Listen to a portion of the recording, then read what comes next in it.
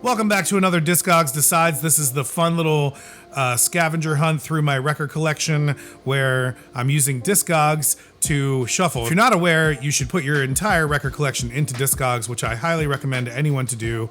It is definitely convenient for lots of reasons. First and foremost, it saves you from having the paralysis when you walk into a record store and you have no idea what you're looking for, which seems to happen to me every single time I walk into a record store. If that happens to you, let me know in the comments below. But I discovered this fun little feature. Hey, who's this guy? What's going on here? Hello. All right, let's bring him in. So this is my son Gabriel. He's awesome. And so today I'm going to show him how we do some Discogs Decides. So Discogs is an app that I use where I put all of my records into this app. So every single record that you see behind us is actually in this app here. And what's really cool is I can go into my collection and I can shuffle it. Shake my phone, and now it gave us a random record. Do you know can you say that guy's name? Wynton Marsalis. Marsalis. Wynton Marsalis. You want to help me find the Wynton Marsalis record? Sure. All right. Marsalis. There it is. It was the end of a cubby. So Gabriel's gonna hold up the record there. Hold it up there. All right. So this is Wynton Marsalis, Black Codes from the Underground, VMP Classics. This was the Classics record for August of 2023, and it still has the older Classics booklets. They don't make these anymore. I really wish they did. I still like these booklets a lot better than the ones that they're doing now, even though the ones that they're doing now probably protect the record a little better. If they just put these on the outside when they shipped them, would have been fine. Anyway, this is cut by Ryan Smith at Sterling Sound. Classics, Obi, awesome, very cool. And here's the back of the record. Here's the front of the record. Plus here's the gatefold. Woohoo! Awesome gatefold. This is a beautiful, beautiful stout and tip-on jacket with very nice laminate. And Vinyl Me Please always does these so awesome. Now this even says right on the back of the record, go ahead and flip it to the back there. Recorded digitally using the Sony PCM 3324 digital recorder. I have no idea what that is. Exactly. I don't really know what it is either. I mean, I know it's a digital recorder. It's basically like a really high-end digital recorder with monitor speakers. Like, they literally list the remix console, the Neve automated console, and everything. So they wanted you to know exactly what was being done on this recording. This was originally released in 1985. This has Branford Marsalis on soprano sax and tenor sax, Jeff Tane Watts on drums, Charnett Moffat on bass, Kenny Kirkland on piano, and Ron Carter is on bass on the track Oral Oasis. What do you think, Gabe? What's your opinion on Wynton Marsalis and his take on jazz? Gabe likes him. He thinks he's pretty good. See, Wynton Marsalis is kind of like a rebirth of original jazz. He kind of is like, he's very traditionalist in that sense, and he's very big with Jazz at Lincoln Center, and I've actually got to work with him and the Jazz at Lincoln Center Orchestra a few times. It's recorded very well. The sonics on it are awesome. So if you get a chance, go check out this Vinyl Me Please edition of Black Codes Notes from the Underground by Wynton Marsalis. Gabe's learning about some Wynton Marsalis. All right, so we're gonna do another Discogs Decides. Again, you got to go back to your collections tab in Discogs. Do you want to shake it? Yeah, sure. Ah, it's shaked. Who is it? Oh, it's a 45. Pieces of Peace by Pass It On. Okay, so we got to go find it. This is a Twilight 45 re-released in 2007. Let's go find it.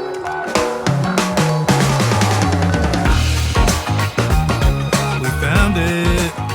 All right, yes. Go ahead, show it. Show it up. There you go. Bam. Yeah, make sure it gets in focus and turn it around that side. This is the Twilight label. Now, this is a 45 reissued from Numero Group. If you're not familiar with who Numero Group is, Numero Group does all kinds of different reissues from really lost soul labels like Capsule, Twilight, all these different Deep City, all these different like Motown type labels that basically were all over the South or the Midwest that kind of like fell off and didn't have as much play as like Stax or Motown and things like that. So Numero Group starts putting out compilations of these things, but they also put out these 45s, and they're really great because they reissue them with these awesome sleeves, which is really cool. This is a really good funk record, very awesome track. I enjoy it very much. I started collecting all of these Twilight records right when they came out just because I really like this whole reissue label thing. So I think I have all of them, but I'm not sure. I think a couple of them came out later that I didn't get. But yeah, definitely check out Pass It On from Pieces of Peace if you get a chance. He has at least 5,000 records over here. I don't have 5,000 records. I have, in fact, I can tell you because Discogs will tell us how many records I have. How many records do I have? 1,401. 1,401. And that one was this one right here.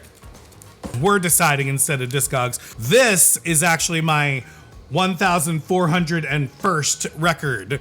1,401. This is Karin Jones, who is a Philadelphia soul artist. This was released in 1982, and it's a very, very sought after record. But I didn't even know about this. Being from the Philadelphia area and, you know, being around and liking funk and soul music, I heard about this from Nadine at Soul Disco. Definitely go check out Nadine at Soul Disco. She's awesome. But this is the blue variation from Tidal Wave. This is actually from Vinyl Me Please, but reissued by Tidal Wave Music, and then Vinyl Me Please puts this out as a store exclusive. So apparently there's different kinds of exclusives from Vinyl Me Please. There's like regular Vinyl Me Please exclusives, and then there's store exclusives. And this is a store exclusive, so it is numbered. So it's numbered on the back here. Gabe just got up to go get some water. I don't think this is cut from the original master tapes. It just says Rare Philadelphia Soul Funk from 1982. Side 2 is definitely the banger on this one. I definitely like side 2 a lot better than side 1 on this. So many more awesome grooves and everything. But again, 80s like synth funk soul type stuff. So that's what you're getting out of this one. Very, very awesome record. I usually do 3 per episode. So we did 2. Okay, so you want to do one more? Yeah. All right. So we're gonna do one more Discogs Decides collection tab. Am I shaking? You shaking? shake it. Going into this. Here we go. Shaky, shaky, shaky. And oh dear, Led Zeppelin 1.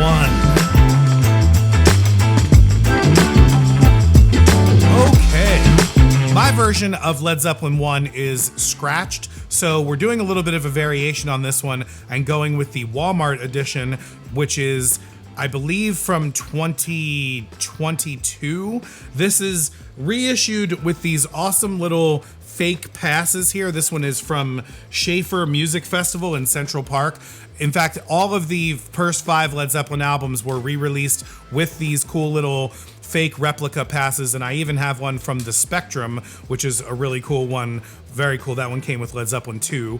But I'm not crazy about these remasters. These are the Jimmy Page reissues that came out in 2015. They're a little shrill in my opinion, and they just don't have the bass that they should have. I guess I don't have an original copy. My 1977 reissue that I have is a lot better sounding than this, but it's still obviously probably not the best pressing out there. The best pressing of these are clearly the classic, you know, records ones and the ones that you can only get in the $25,000 box set. They need to make audiophile reissues of Led Zeppelin. Kevin Gray or Ryan Smith or somebody needs to get a hold of these master tapes and put out some new reissues of these.